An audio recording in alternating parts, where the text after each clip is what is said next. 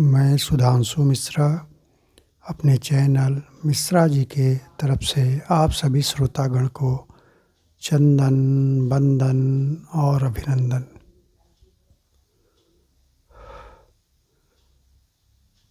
नीलाम्बुजश्यामलकोमलाङ्गं सीतासमारोपितवामभागं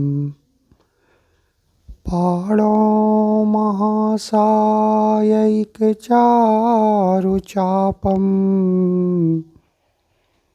नमामि रामं रघुवंशनाथं। नमामि रामं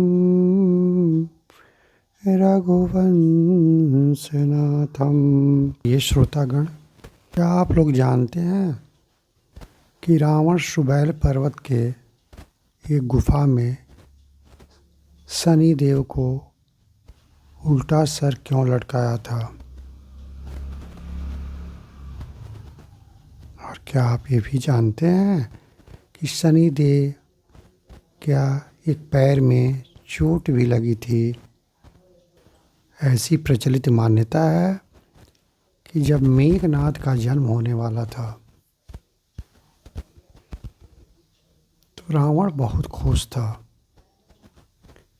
स्वाभाविक रूप से पुत्र प्राप्ति पर माँ तो खुश होती ही है, पिता के खुशी का कोई ठिकाना नहीं रहता। पिता की खुशी चौगुनी हो जाती है, क्योंकि पिता को ऐसा आभास होता है कि अब मेरा कोई उत्तराधिकारी आ गया है, मेरे बुढ़ापे का कोई सहारा आ गया है, मैं अपनी मन की बात किसी से कह सकता हूँ, मैं किसी से सलाह मशवरा करके कोई अच्छी नीति बना सकता हूँ, मेरे संपत्ति का रखवाला कोई आ गया है, मेरे बुढ़ापे का सहारा भी आ गया है। इसीलिए माता के साथ साथ पिता कई गुना ज़्यादा खुश होता है, और उसमें भी वैसे व्यक्ति का जो कि तीनों त्रिलोक का विजेता था।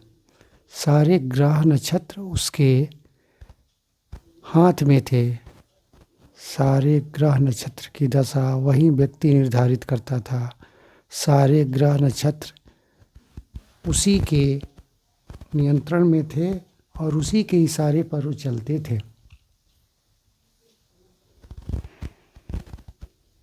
जब मेघनाद का जन्म होने वाला था तो रावण, जिसके बस में सारे ग्रह नक्षत्र थे, सारे ग्रह नक्षत्रों को आदेश दिया कि सब लोग शुभ स्थान में बैठें। सबको वो अपने ज्योतिष की गणना के हिसाब से निर्धारित किया कि किस स्थान में किसको बैठना है, और उसने अपने हिसाब से गणना करके सारे ग्रह को अपने अपने नियत स्थान में बैठने को कहा। इसके पीछे उसका उद्देश्य यही था कि सब कुछ अच्छा होगा, मुहूर्त अच्छे होंगे, ग्रह दशा अच्छी होगी तो मेरा पुत्र मेघनाद अमर होगा। लेकिन सृष्टि का जो नियम है उसके विरुद्ध तो हम आप जा ही नहीं सकते हैं। खुद रावण को भी अमरत्व का प्रदान नहीं मिला था तो अपने पुत्र को अमर कहाँ से बना पाता? तो सृष्टि का विधान है कि जो इस पृथ्वी पर आता है उसको एक न एक दिन यहाँ से जाना ही है।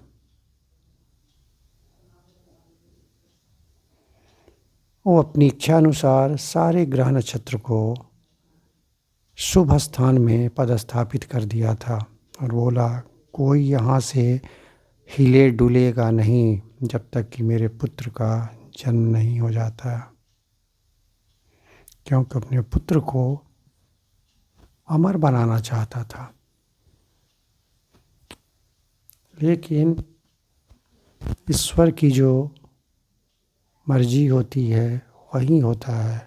विधि का विधान जो होता है वो सबको मानना होता है।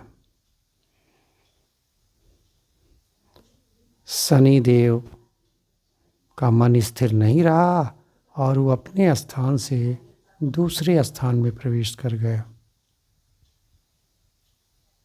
मेघनाथ का जन्म तो हुआ, सब कुछ अच्छा ही हुआ तब तक, और मेघनाथ के जन्म से रावण बहुत खुश भी हुआ कि हमने अपनी इच्छा अनुसार ज्योतिष के गणना के हिसाब से सारे ग्रह नक्षत्र को सही स्थान पर बैठाया था, अब तो मेरा पुत्र अमर हो गया। तब तक अचानक उसे पता लगी कि नहीं, शनि देव तो बीच में ही अपने घर से निकल करके दूसरे के घर में प्रवेश कर गए थे, दूसरे ग्रह के साथ हो गए थे।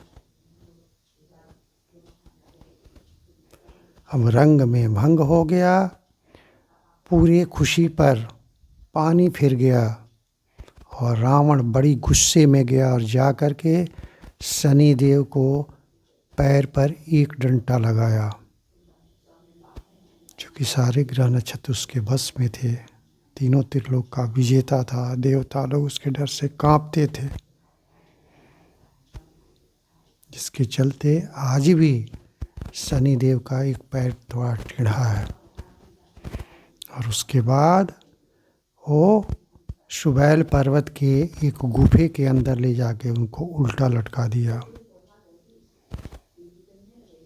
बोला कि तुम्हारी यही सजा है कि तुम यहीं पर उल्टे सर लटके रहो, यहीं लटके लटके तुम्हारी मृत्यु हो जाएगी।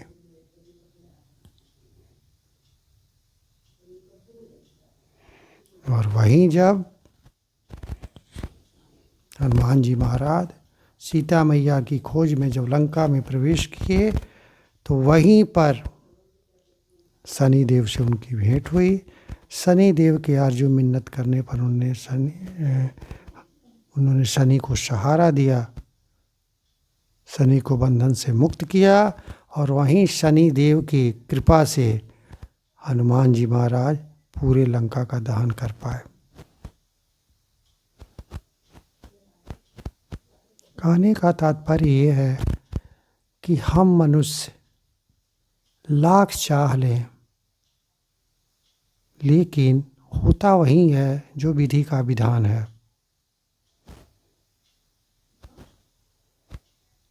इसीलिए ये मानस की चौपाई है, रामचरितमानस की अयोध्या कांड में ये चौपाई तुलसीदास ने लिखा है। जब राजा दशरथ की मृत्यु हो जाती है और ननिहाल से जब भरत जी आते हैं और ये सुन करके बहुत ही भावुक हो जाते हैं, बहुत बिलख बिलख करके रोते हैं।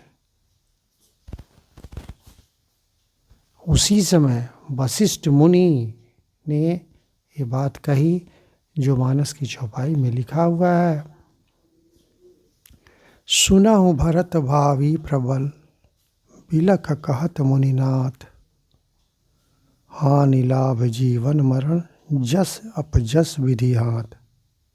हानि लाभ जीवन मरण जस अपजस, ये मनुष्य के हाथ में नहीं है, ये विधि के हाथ में है, ईश्वर के हाथ में है।